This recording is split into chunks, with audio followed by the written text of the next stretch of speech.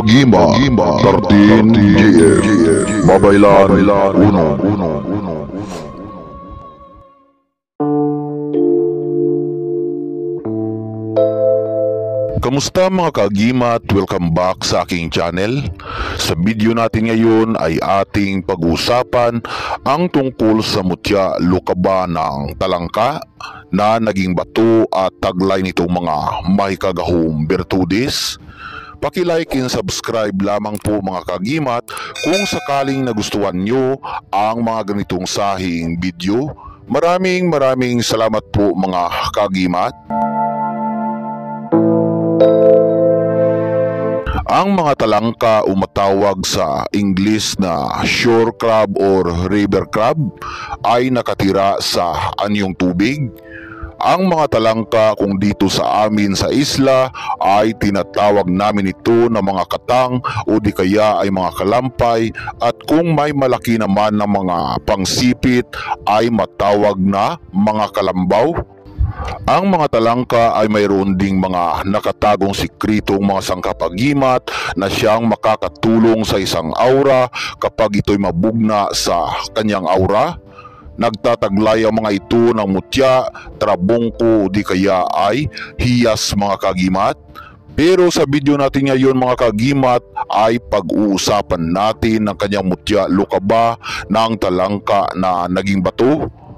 Ang lukaba ito ay makikita sa ibabaw na bahagi ng katawan ng mga talangka.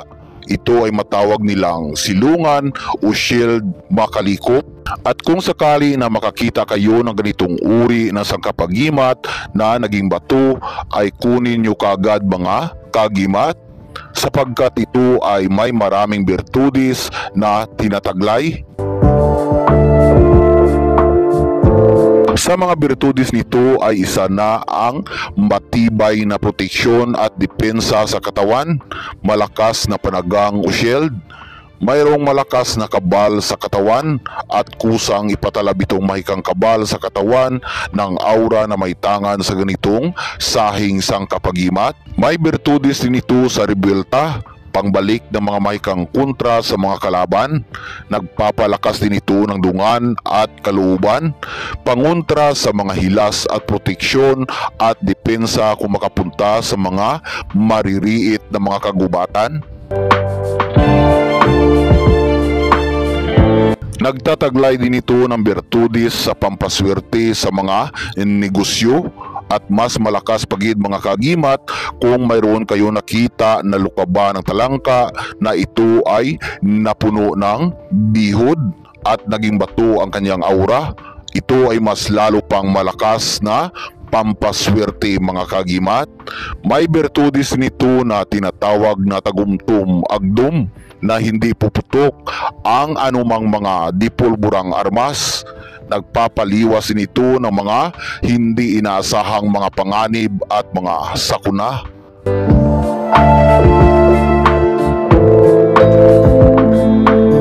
Tungkol naman sa mga bawal ng sangkap na ito ay bawal na dalhin sa may sementeryo. Bawal kang mahakbangan kapag suot ang agimat na ito. Kailangan kunin mo na ito sa katawan bago gawin ang mga bawal para hindi lulusaw ang taglay niyang mahika-gahom. Pero kapag sakaling nakalimutan at nagawa ang mga bawal, ang gagawin lang mga kagimat ay pahiran lamang ito ng divine oil aura babaylan unom para manumbalik ang taglay niyang mahika-gahom.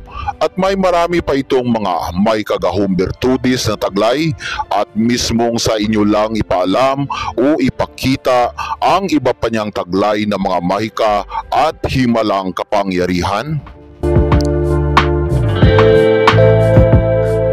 Sa pagtatapos ng ating video ay muli po akong nagpapasalamat sa inyong mga kagimat. Naway pagpalain tayong lahat ng mga putiang aura at mabubuti ng ating dakilang Diyos makapangyarihan.